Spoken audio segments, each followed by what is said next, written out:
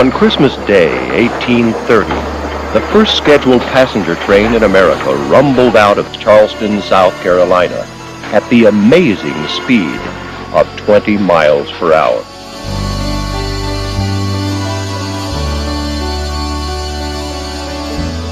It was a humble beginning, but by the 1840s, Daniel Webster felt comfortable making this remarkable statement: "The railroad towers above all other inventions in this or the preceding age."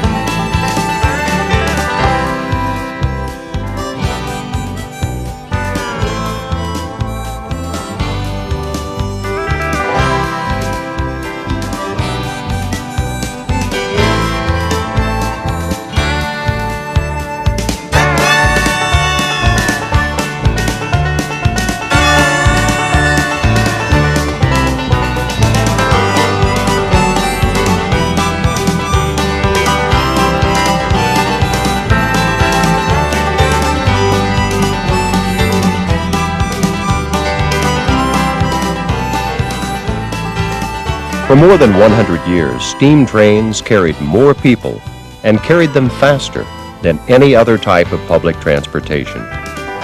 Railroads played a vital role in the American Civil War, a vital role in westward migration. And for many years, around the turn of the century, they were by far the biggest commodity on the New York Stock Exchange.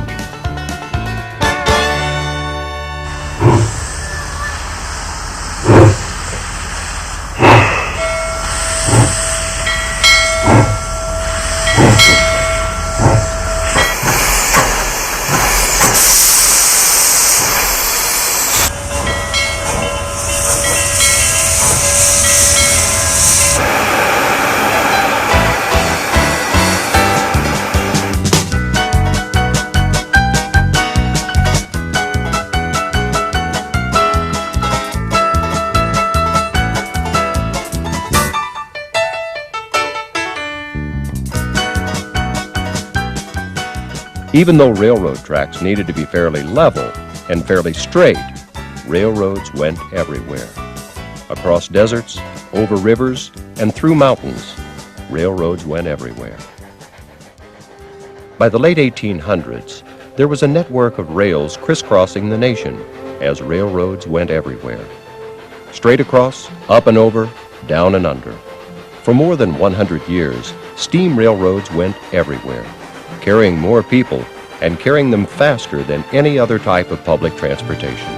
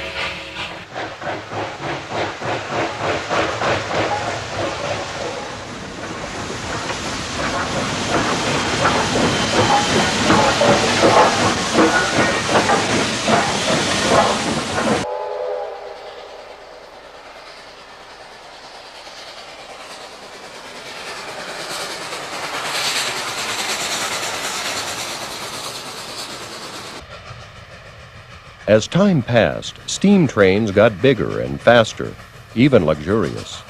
Some passenger trains, like the 20th Century Limited and the Broadway Limited, became famous as name trains.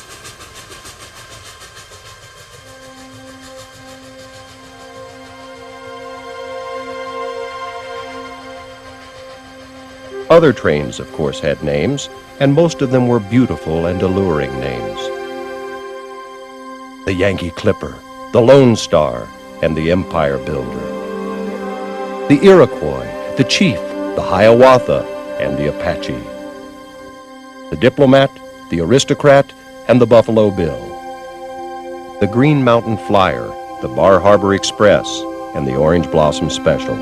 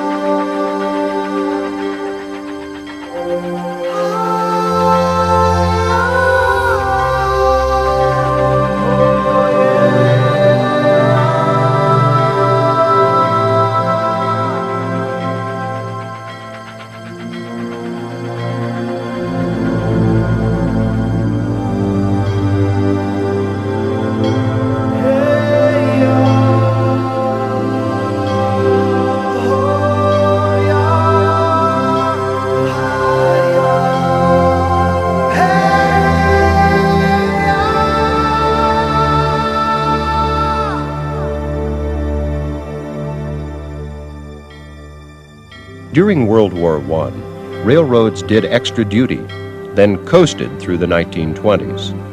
The 1930s, however, were a time of peaks and valleys.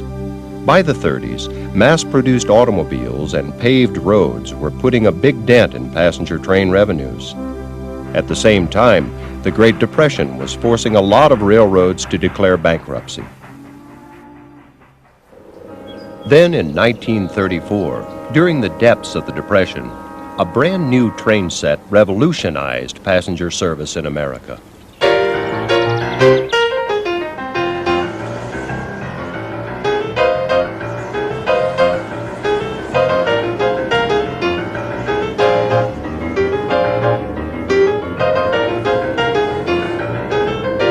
Diesel-powered streamliners, sleek, trim, colorful, and fast.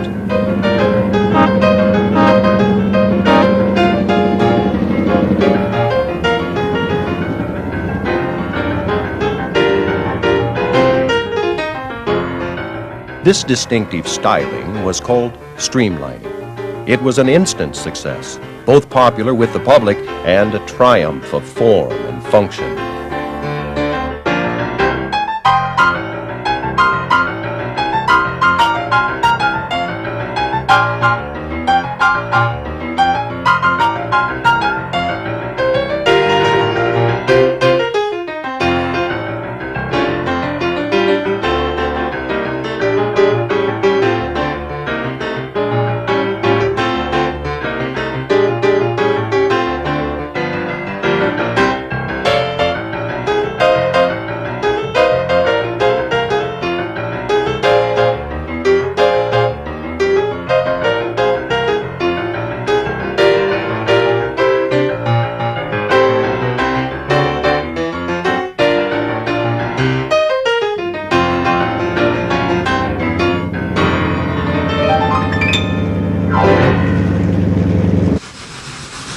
Meeting competition head-on, steam engines covered up their pipes and protrusions and took on the streamlined look.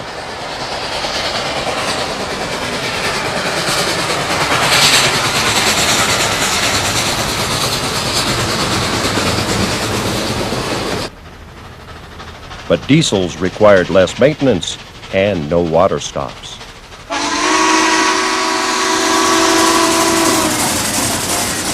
The last steam engine was built in 1949.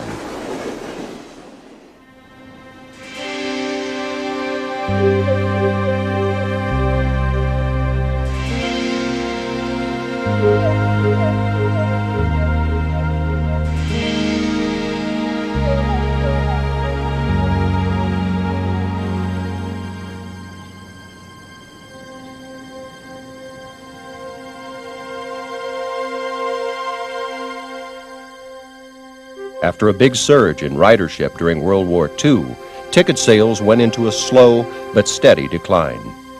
Yet, even in the late 1950s, the beautiful trains with the alluring names were still running. The Royal Blue, the Black Diamond, and the Southern Belle. The Super Chief, the Golden State, and the California Zephyr. The Bluebird, the Spirit of St. Louis, and the Portland Rose.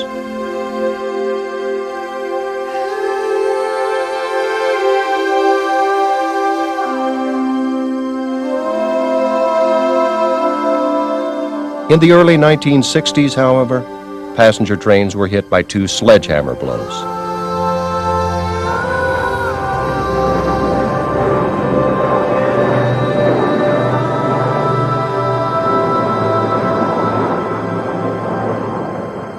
The first blow was the jet airplane, coast to coast in 6 hours.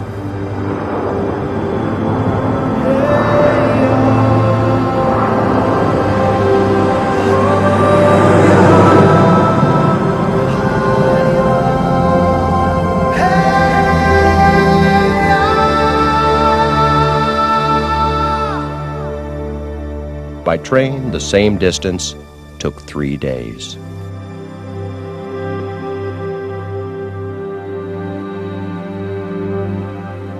The second blow was the 4-lane interstate. Construction began in the mid-1950s, and by the mid-60s, cars could bypass small towns and big cities.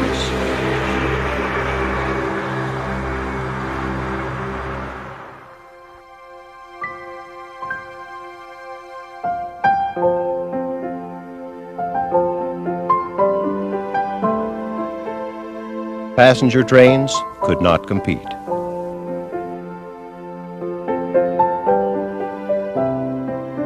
For a century and a half, they had carried more people than any other type of public transportation. But those days were gone, and they would never come again.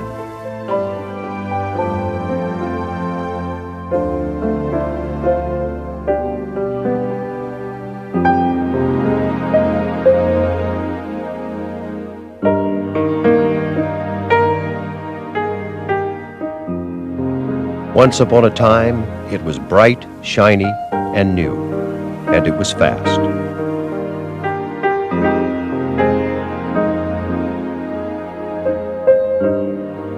When first introduced, it was a sensation, and for 30 years, it had done its job well. But by the late 1960s, it had become obsolete. And so, too, would passenger trains in America if something radical wasn't done, and done soon.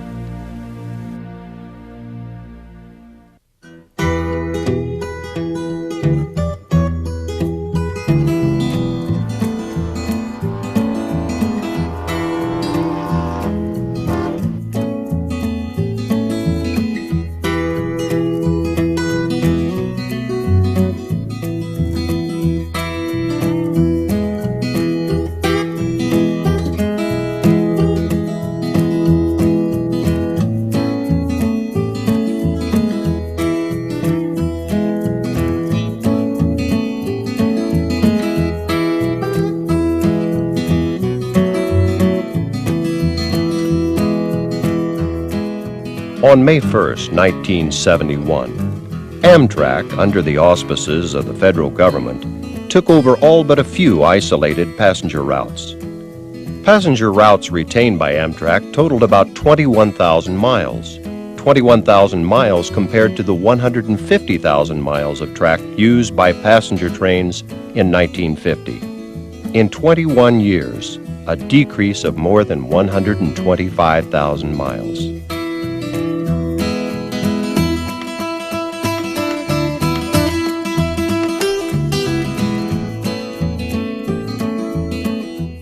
Saddled with old equipment and underfunded, Amtrak got off to a shaky start.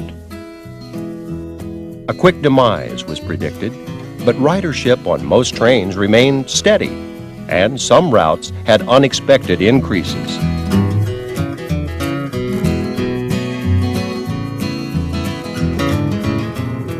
Over the years, in accordion-like fashion, routes have been dropped and added, removed and restored.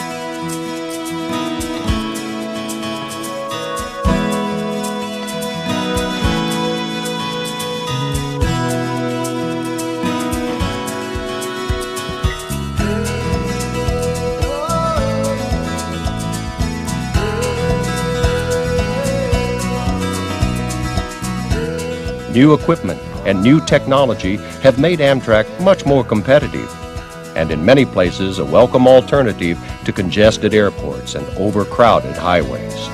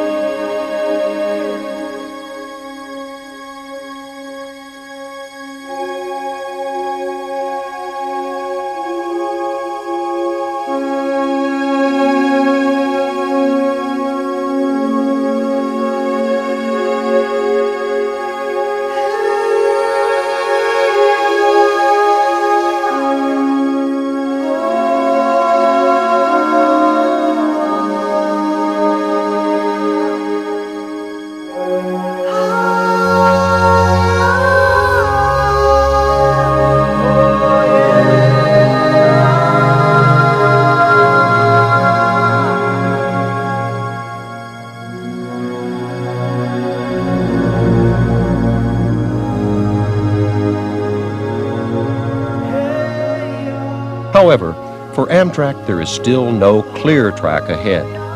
Battling freight trains for the right-of-way, fighting Congress for adequate funding, and under the constant threat of total elimination, Amtrak's future is, at best, an uneasy one.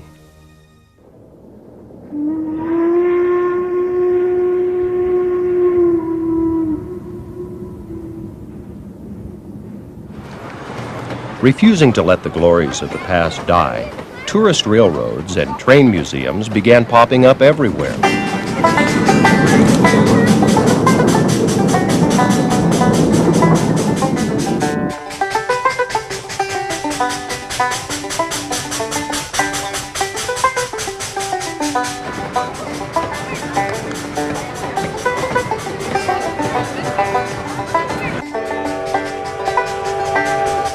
Part education and part entertainment, they are dedicated to both preserving and promoting the story of railroading in America.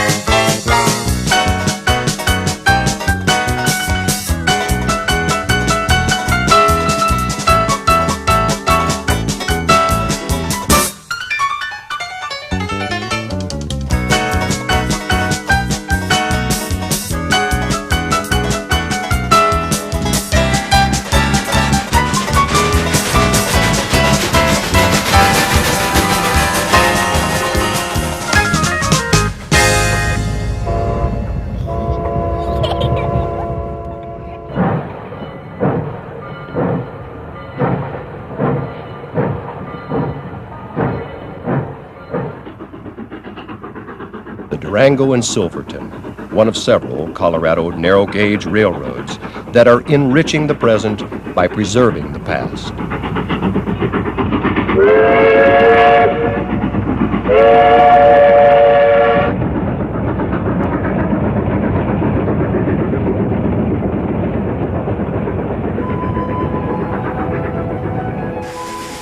Tracks reached Silverton in 1881, and the line has been in continuous service ever since.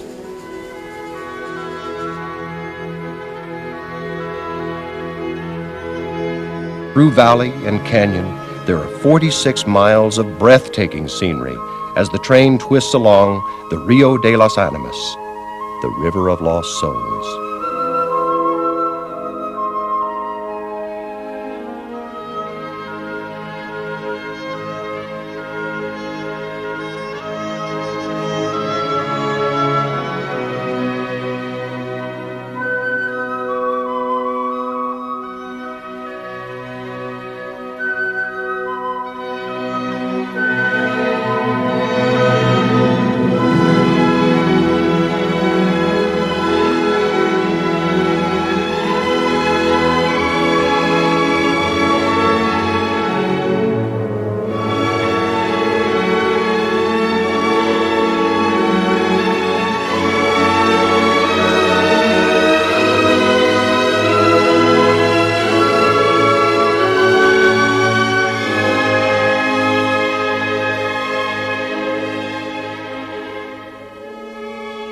It's a year-round operation. However, during winter months, the route is shortened by a third because of deep snow and the threat of avalanches at higher elevations.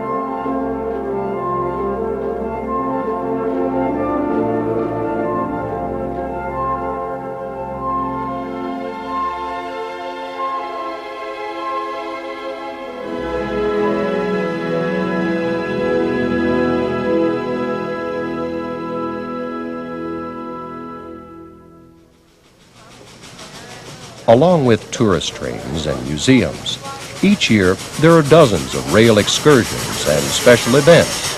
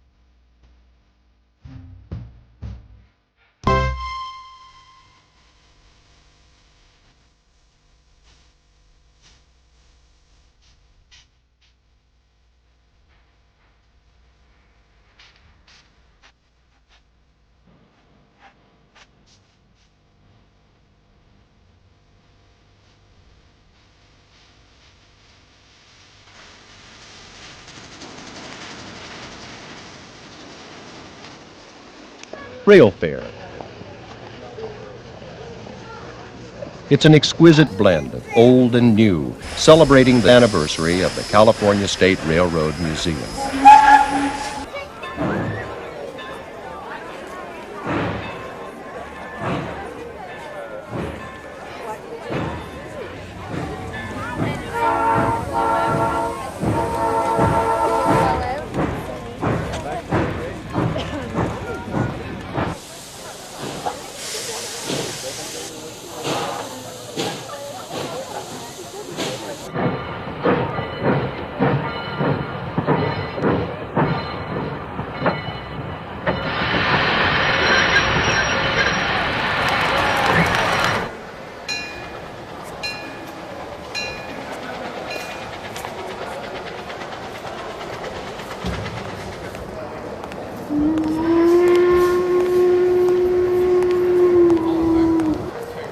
Located in Sacramento, California, this museum is one of America's most elaborate train museums.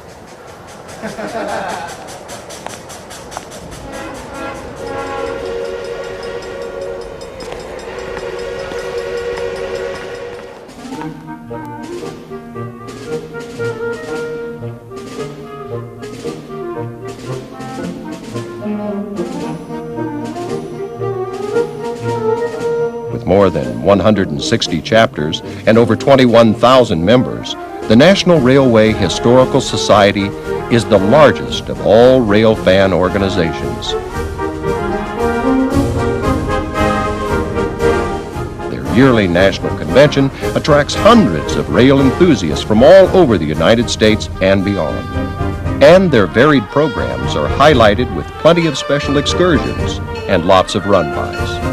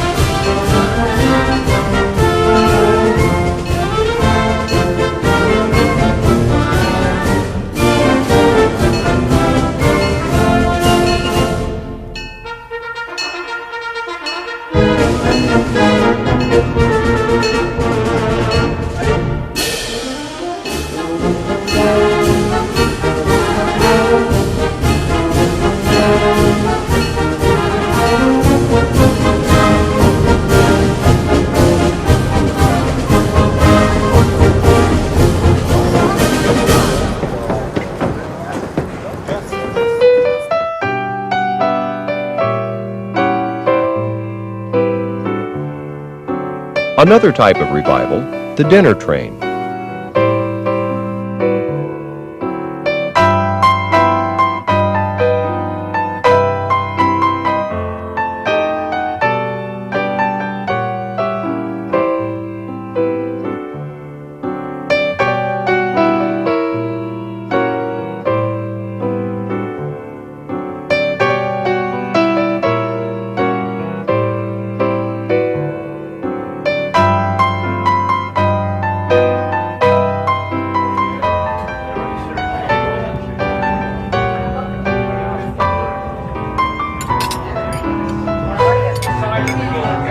For some, it's a whole new experience. For others, it's a nostalgic trip into the past. Offerings range from 5-course dinners to casual picnic lunches. And some trains even include musical cabarets or murder mystery specials.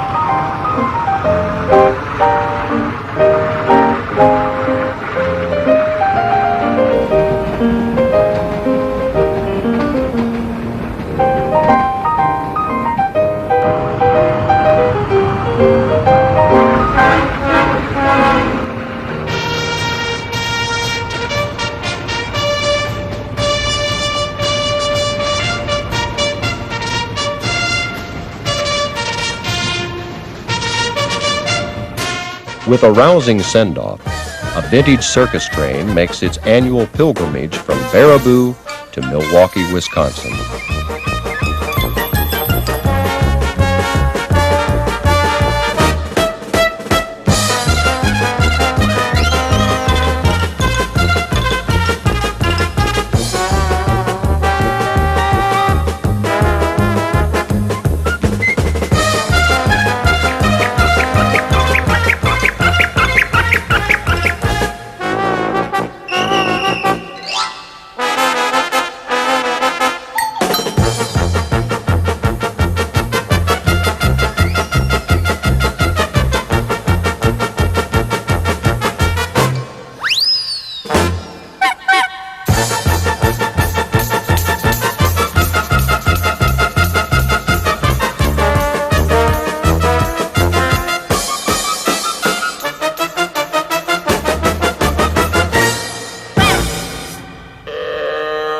Ringling Brothers Barnum and Bailey, the circus train has both past and present as they still move their circus by train.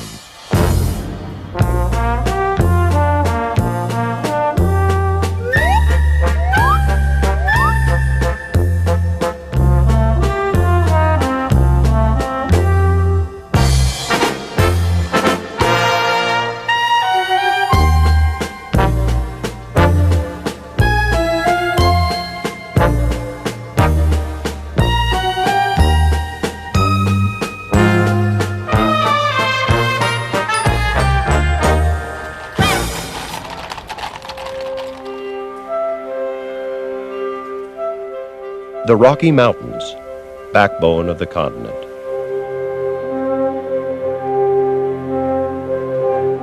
The city of Denver, state capital of Colorado.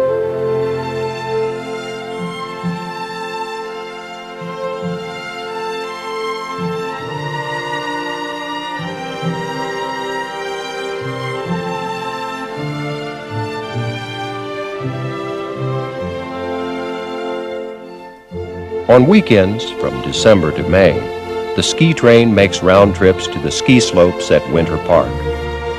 Ski bum or not, it's a great ride, with 29 tunnels and 60 miles of spectacular mountain scenery.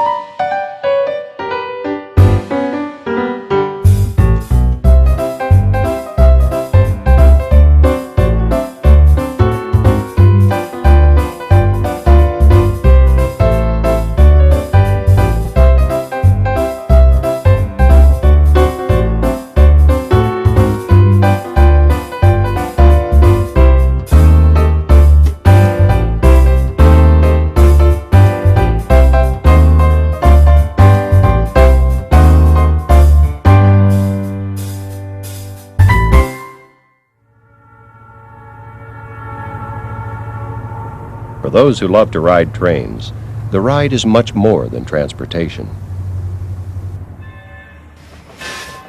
A century ago, author Henry James observed that the railroad always held out the promise of being something more than its mere physical self.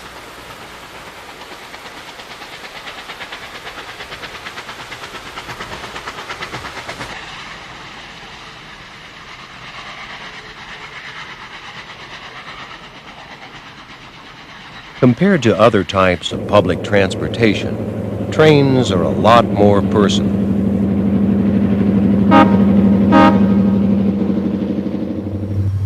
And like cars, they have names. Airplanes and highways have numbers. Trains have numbers too. Ah, but trains have names. Beautiful and alluring names.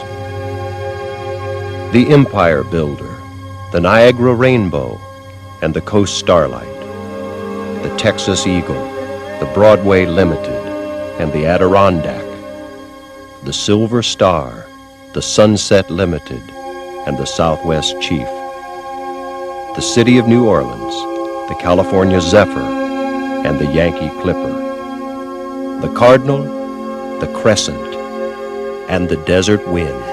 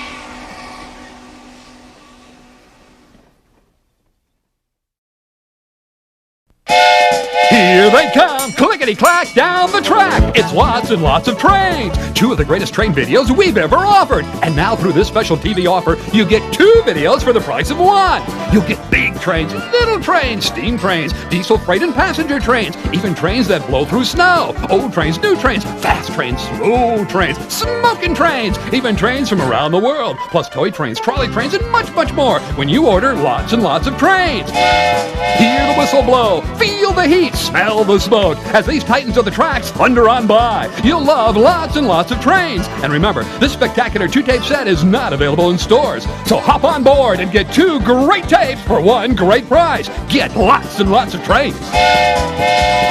Order now, get a free bonus CD of sing-along train songs. Call 1-888-300-3455. Offer not available in stores. Satisfaction guaranteed. Get 2 DVDs plus the free CD. Call 1-888-300-3455. Train leaving for Anaheim, Azusa, and Cucamonga.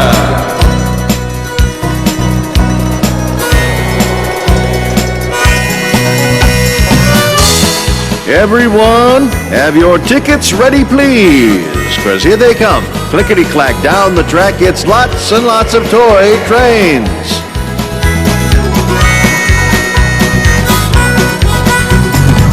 toy train coming down the track. Houses, farms, and little toy shacks. Little puff of smoke coming out the stack. Hear those cars going clickety-clack. Lots of little toy trains. Some old things just never change, like lots and lots of little toy trains. Through the tunnel and down the line, past the station and the railroad sign, over the hills and through the pines, here she comes right on time. Lots of little toy trains. Some old things just never change, like lots and lots of little toy trains.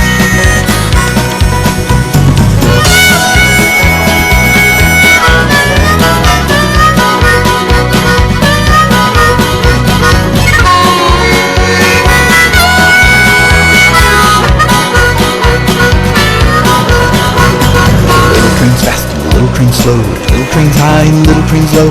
Hear that little train whistle blow. Watch 'em come and watch 'em go. Lots of little toy trains. Some old things just never change, like lots and lots of little toy trains. Some old things just never change, like lots and lots of little toy trains.